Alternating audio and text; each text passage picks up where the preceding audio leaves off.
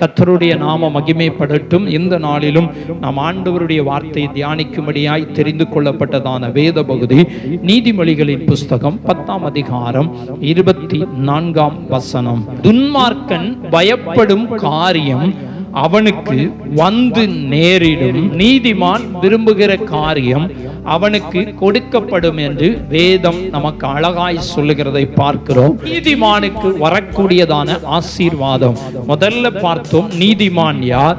இரண்டாவது, நீதிமானை எப்படி அறிவது? மூன்றாவது, நீதிமானுக்கு வரக்கூடியதான ஆசீர்வாதத்தை குறித்து சங்கீதங்களின் புஸ்தகம் 92:12 எடுத்துக்கொள்ளும். நீதிமான் பனையை போல் செழித்து லீபனோனில் உள்ள கேதுருவை போல் என்ன செய்வானா? வளருவான் என்று வேதம் சொல்லுகிறது. நீதிமானுக்கு 2 மரத்தை ஒப்பனையாக என்ன செஞ்சிருக்கிறது? சொல்லப்பட்டிருக்கிறது. நீதிமானுக்கு எத்தனை மரத்தை ஒப்பனையாக சொல்லுகிறது? 2 மரம். ஒன்று பனை மரம், இனி ஒன்று கேதுரு மரம். அன்றைக்கே பனை மரத்தை குறித்து என்ன செஞ்சிருக்கிறது? நம்முடைய வேதாகமத்தில் எழுதப்பட்டிருக்கிறது. நீதிமான் பனை மரத்தை போல் செழித்து. அப்போ பனைமரம் எங்க இருக்குன்னு பார்த்தீங்கன்னா நம்ம தமிழ்நாட்டில் தான் என்ன செய்யுது இருக்கு அதிகம். நீங்க வேற எங்கேயும் பனைமரத்தை பார்த்தீங்கன்னா நீங்க என்ன வேற வேற பனைமரம் இருக்கும். நம்ம நாட்டில் தமிழ்நாட்டில் நொங்கு பனைமரம் இருக்கிறது. வெளிநாட்டுக்கு போனீங்கன்னா பாமாயில் தயாரிக்கக்கூடிய அந்த பனைமரம் என்ன செய்யும் இருக்கும். அது கேரளாவில் பனை எண்ணெய் அப்படின்னு சொல்லி என்ன செய்வாங்க சொல்லுவாங்க. பாமாயிலுக்கு பனை எண்ணெய் அப்படின்னு சொல்லி சொல்லுவாங்க. வெளிநாட்டில் இது பார்த்தீங்கன்னா அந்த அரபு நாடுகளில் இந்த பனை இருக்கும். ஆனால் இங்க பைபிள் அழகாய் சொல்லுகிறது பனை மரம். நம்ம தமிழ்நாட்டில் இருக்கிற பனை மரத்தை கூட என்ன செய்வோம் எடுத்துக்கொள்வோம். இல்ல வெளிநாட்டில் இருக்கிற மரத்தை கூட நம்ம எடுத்துக்கொள்ளலாம். ஆனால் அன்றைக்கு எழுதப்படுகிற போது அன்றைக்கு அந்த தேசத்தினுடைய சூழ்நிலைகளை வைத்து எழுதியிருக்கலாம். இதை எழுதினதான தேவ மனிதர்கள் அவங்க எல்லாருமே அந்த தேசத்தில் உள்ளதை வைத்து எழுதியிருக்கலாம். ஆனால் இங்கு பனை மரத்தை குறித்து சொல்லப்பட்டிருக்கிறது. அடுத்து கேதுரு மரத்தை குறித்து சொல்லுகிறது. நம்ம நாட்டில் கேதுரு மரம் எங்க இருக்குன்னு நமக்கு தெரியல. ஆனா பனை மரம் இருக்கிறது. நம்முடைய தமிழ்நாட்டில் பனை மரங்கள் என்ன செய்து இருக்கு. ஏன் ஆண்டவர் இந்த 2 மரத்துக்கும் ஒப்பனையாக நீதிமானை சொல்லுகிறார் என்று சொன்னார்? அப்படியே கொஞ்சம் ஆங்காங்கே தேடி ஆராய்ந்து பார்க்கிற போது பனை மரத்துக்கும் சில குணாதிசயங்கள் இருக்கிறது, கேதுரு மரத்துக்கும் சில குணாதிசயங்கள் என்ன செய்து இருக்கிறது. பனை மரம் என்னைக்காவது நீங்க பார்த்தீங்கன்னா அது வாடி போய் இருக்கிறத நம்ம ஒரு நாள் பார்த்திருக்கவே முடியாது. எப்போதுமே அது என்ன செய்யும்? பச்சை கலர்ல தான் இலை இருக்கும். அது வெளிநாடா இருக்கட்டும், இந்தியாவா இருக்கட்டும், நம்முடைய தமிழ்நாடா இருக்கட்டும், அந்த மரத்தை பாருங்க பச்சைன்னு தான் என்ன செய்யும் இருக்கும். மரத்தினுடைய இலைகள் பச்சையா தான் இருக்கும். நீங்க மழை காலமும் இருக்கட்டும், கோடை காலமும் இருக்கலாம், வெயில் காலத்துல மே மாசம் கூட பாருங்க அந்த மரம் என்ன செய்யும்? பச்சையாக தான் இருக்கும். அதனுடைய இலைகள் நல்ல ஊச்சா மேல பார்த்து கொண்டு இருக்கிறது போல தான் என்ன செய்யும் இருக்கும். அதை இன்னும் விரிவாய் நம்ம என்ன செய்யலாம்? ஆண்டவர் சித்தமானால் தியானிக்கலாம். ஆனால் பனை மரத்துக்கு ஒப்பனை மிக மிக முக்கியமானது. பனை மரம் எல்லா காலங்களிலேயும் அது என்ன செய்யும்? ஆசீர்வாதமாய் இருக்கும். எல்லா காலங்களிலும் அது செழிப்பாய் என்ன செய்யுமா இருக்கும் என்பதை அறிந்து கொள்ளணும். அதிலிருந்து நிறைய நன்மைகள் என்ன செய்து இருக்கிறது. பனை மரத்தில் பார்த்தீங்கன்னா ஏகப்பட்ட நன்மைகள் இருக்கிறது. நம்முடைய நாட்டில் தமிழ்நாட்டில் இருக்கிற இந்த பனை மரத்தில் பார்க்கிற போது நீங்க அந்த மரமும் பயன்படும், அதில் இருக்கிற கிழங்கு பயன்படும், அதில் இருக்கிற இலைகள் பயன்படும், அதில் இருக்கிற எல்லாமே குருத்து ஓலைகள் பயன்படும், எல்லாமே என்ன செய்யும்? பயன்படும். அதனாலதான் ஆண்டவர் சொன்னார் நீதிமான் பனையை போல செழிப்பா இருப்பான். அதனுடைய அர்த்தம் என்னன்னா நீதிமான் அநேகருக்கு என்ன செய்வான்? ஆசீர்வாதமாய் இருப்பான். அல்லேலூயா. நீதிமான் எல்லாருக்கும் என்ன செய்வாங்களாம்?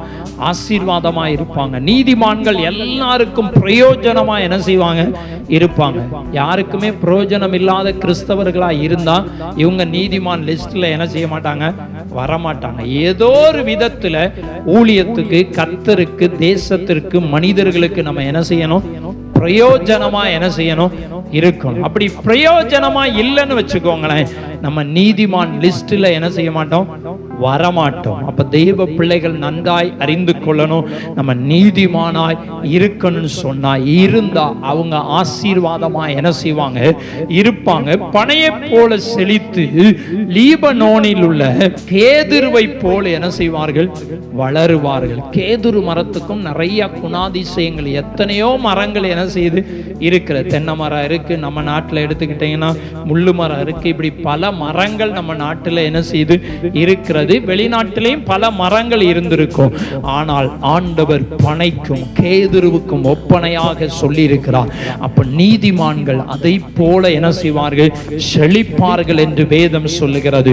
அடுத்து நீங்க பார்த்தீங்கன்னா வேகமாய் கடந்து போகிறோம். நீதிமானாய் எதின் மூலம் நாம் என்ன செய்கிறோம், மாற்றப்படுகிறோம். நீதிமான் சொல்றோம்.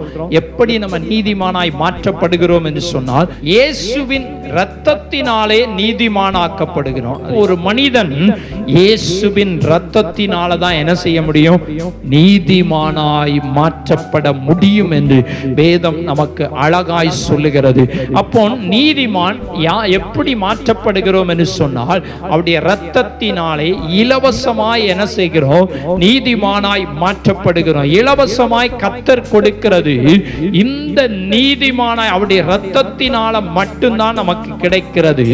இங்கு வேதம் நமக்கு சொல்லுகிறது, அவருடைய மீட்பை கொண்டு. அவருடைய மீட்பு எப்படி, ரத்தத்தை சிந்தி தான் நம்ம என்ன செஞ்சிருக்கிறாரு, மீட்டிருக்கிறார். அவருடைய ரத்தத்தினால தான் நம்ம என்ன செஞ்சிருக்கிறோம், மீட்கப்பட்டிருக்கிறோம். இயேசு கிறிஸ்து ரத்தம் சிந்தலனா நம்ம நீதிமானாய் மாற்றப்பட்டிருக்க முடியாது.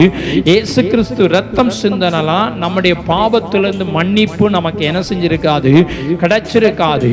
ஆனால் வேதம் சொல்லுகிறது, அவருடைய ரத்தத்தினால நம்ம என்ன செய்கிறோம், நீதிமானாய் மாற்றப்படுகிறோம் என்று வேதம் நமக்கு அழகாய் சொல்லுகிறது. கீழே அப்படியே வாசித்து கொண்டு வந்தோம் என்று சொன்னால், கிறிஸ்து இயேசுவினுடைய இரத்தத்தை பற்றும் விசுவாசத்தினாலே என்று வேதம் சொல்லுகிறது. விசுவாசம், ஆண்டவருடைய இரத்தத்தை பற்றிய விசுவாசத்தினால்தான் நீதிமான் ஆக்கப்படுகிறோம். அப்ப நீதிமான் நீதிமானாய் ஒரு மனிதன் மாற்றப்படணும் அப்படின்னா இயேசுவின் இரத்தம் தேவையாய் இருக்கிறது. ஏதாவது ரோமர் 5ஆம் அதிகாரம் 9ஆம் வசனம் சொல்லுகிறது, இப்படி நாம் அவருடைய இரத்தத்தினாலே நீதிமான்கள் ஆக்கப்பட்டிருக்க. இயேசுவின் இரத்தத்தினாலே நாம் நீதிமானாய் என்ன செய்கிறோம், மாறுகிறோம். ஒன்று, கிருபையினாலே நம்ம நீதிமான ஆக்கப்பட்டிருக்கிறோம்.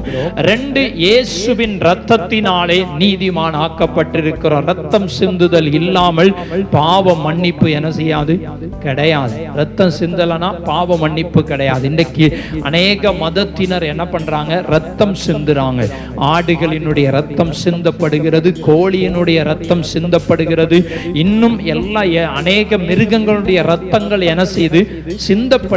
அவங்க நம்பிக்கை இந்த ரத்தம் சிந்துனா பாவ மன்னிப்பு வந்துரும், ரத்தம் சிந்துனா எங்களுக்கு என்ன செஞ்சிடும், நன்மை நடந்துரும் நினைக்கிறாங்க.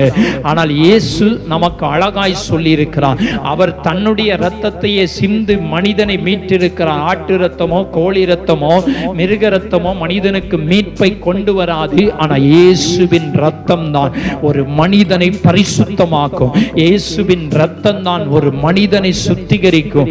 இயேசுவின் ரத்தம் தான் ஒரு மனிதனுடைய பாவங்களை போக்கி அவனை நீதிமானாய் என்ன செய்யும், மாற்றும். அப்ப ரத்தத்தினாலதான் நமக்கு நீதிமானாக்கப்பட்டிருக்கிறோம். அப்ப தேவ பிள்ளைகள் நீதிமான் எப்படி மாறுகிறோம் என்று சொன்னால் ரத்தத்தினால் என்பதை அறிந்து கொள்ளணும். இப்படிப்பட்ட மனிதர்களுக்கு தான் விரும்புகிற காரியம் என்ன செய்யும், கொடுக்கப்படும். நம்ம விரும்பின காரியம் நமக்கு நடக்கணும்னு சொன்னா நீதிமான் யார் என்பதை அறிந்திருக்கிறோம். நீதிமானை எப்படி அறிந்து கொள்ளணும் தெரிஞ்சிருக்கிறோம். நீதிமானுக்கு வர வேண்டிய ஆசீர்வாதங்களை சொல்லி இருக்கிறோம். நீதிமான் எதினால் மாற்றப்படுகிறார் என்று சொல்லி இருக்கிறோம். இப்படிப்பட்டவர்களுக்கு விரும்புகிற காரியம் கொடுக்கப்படும். சங்கீதம் 37:4 சொல்லுகிறது, கர்த்தரிடத்தில் மனமகிழ்ச்சியாயிரு, அப்பொழுது அவர் உங்களுடைய இருதயத்தில் வேண்டுதல்களை உங்களுக்கு என்ன செய்வாராம், அருள் செய்வார் என்று வேதம் சொல்லுகிறது. அப்ப நம்ம இருதயத்தின் வேண்டுதல், நிறைய பேர் வெளியே நிறைய காரியத்தை சொல்லி என்ன செய்ய மாட்டோம், ஜெபம் பண்ண மாட்டோம். ஆனால் இருதயத்துல நிறைய காரியத்தை ஆண்டவரிடத்துல சொல்லி சொல்லி என்ன செய்வோம்? ஜெபம் பண்ணுவோம். அந்த காரியங்கள், நம்முடைய இருதயத்தின் வேண்டுதல், நம்முடைய விருப்பங்கள் எல்லாம் நிறைவேறணும்.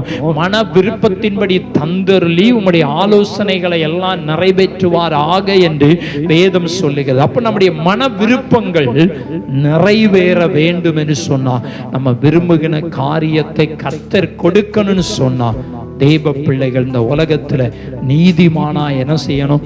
வாழணும். நீதிமானாய் வாழ்ந்தா மட்டும்தான் தேவனுடைய ராஜ்யத்துக்கு என்ன செய்ய முடியும்? பிரவேசிக்க முடியும். இந்த உலகத்திலையும் நாம் ஆசீர்வதிக்கப்பட முடியும். இதுல நம்முடைய வாழ்க்கையில குறைவுகள் அவ்வப்போது வருவது உண்டு. ஆனா அதை சரிப்படுத்தி தேவனுக்கு நேராய் ஓடணும். காலம் சமீபம். இயேசு இந்த உலகத்திற்கு அதிசீக்கிரமாய் அதிவேகமாய் இந்த உலகத்துக்கு அவர் வரப்போகிறார். அவரை சந்திப்பதற்கு நம்ம என்ன செய்யணும்? ஆயத்தமாகணும். கர்த்தர் விரும்புகிறார். காலம் சமீபம். அவருடைய ராஜ்யத்துக்குரியவர்களாய் மாறுவோம். கர்த்தர் நிச்சயமாய் நம்மை ஆசீர்வதிப்பார். அப்படியே நாம் கண்களை மூடி நாம் ஆண்டவரை நோக்கி பார்ப்போம். வேதம் நமக்கு அழகாய் கற்றுக் கொடுக்கிறது. நீதிமான் விரும்புகிற காரியம் அவனுக்கு கொடுக்கப்படும். நீங்களும் நானும் விரும்புகிற காரியத்தை ஆண்டவரிடத்திலிருந்து பெற்றுக்கொள்ளணும்னா, அவர் கர்த்தர் நமக்கு தரணும்னு சொன்னா, நம்ம செய்ய வேண்டிய காரியங்கள் நீதிமானாய் வாழணும். அதை குறித்து தான் நம்ம தியானிக்கிறோம். நம்ம நீதிமானாய் வாழ வாழ வாழ கர்த்தர் நம்முடைய விரும்பின காரியத்தை நமக்கு வாய்க்க பண்ணிக்கிட்டே இருப்பார். நமக்கு கொடுத்துக்கிட்டே இருப்பார். நமக்கு தந்து கொண்டே என்ன செய்வார்? இருப்பார். நம்முடைய வாழ்க்கையில நம்ம அறிந்து கொள்ள வேண்டிய மிக மிக முக்கியமான காரியம், நம்ம எப்படி இருக்கிறோம், நம்முடைய வாழ்க்கை எப்படி இருக்கிறது. முதலாவது ஆண்டவரை தேடணும். அவருடைய நீதியை தேடுங்க. தேட தேட தேட தேட எல்லாத்தையும் கூட வந்துகிட்டே இருங்க. நீங்க தேடிக்கிட்டே இருங்க, உங்க பின்னாடி எல்லாம் வந்துகிட்டே இருக்கும். நீங்க தேடிக்கொண்டே இருங்க. நீதியை தேடுங்க. தேவனுடைய ராஜ்யத்துக்குரியவைகளை தேடுங்க. நீதிமானாய் மாறணும். அதுக்கு நான் என்ன செய்யணும், அதை குறித்தே நீங்க சிந்திங்க, தேடுங்க. கர்த்தர் நிச்சயமாய் நீங்க விரும்புகிற காரியத்தை உங்களுக்கு தருவார். நீங்க விரும்பின காரியத்தை உங்களுக்கு தந்து உங்களை ஆசீர்வதிப்பார். அதுல எந்த மாற்றமும் இல்லை. அவருடைய கட்டளைகளின்படி கை கொண்டு நடங்க. உண்மையாய் வாழுங்கள். நிச்சயமாய் விரும்பினதை பெற்றுக்கொள்வீர்கள். விரும்பின காரியத்தை கர்த்தர் உங்களுக்கு கொடுப்பார். நீங்கள் விரும்பினதை கர்த்தர் உங்களுக்கு வாய்க்க பண்ணுவார். நீதிமானாய் வாழாதவருடைய வாழ்க்கையில விரும்பினது வாய்க்க பண்ண முடியாது. நீதிமானாய் வாழ்ந்தால் நீங்கள் விரும்பின காரியத்தை கர்த்தரே உங்களுக்கு தந்து உங்களை ஆசீர்வதிப்பார். நீதிமானாய் வாழுவோம். கர்த்தர் நம்மை ஆசீர்வதித்து வழி நடத்துவாராக. ஆமென். ஆமென்.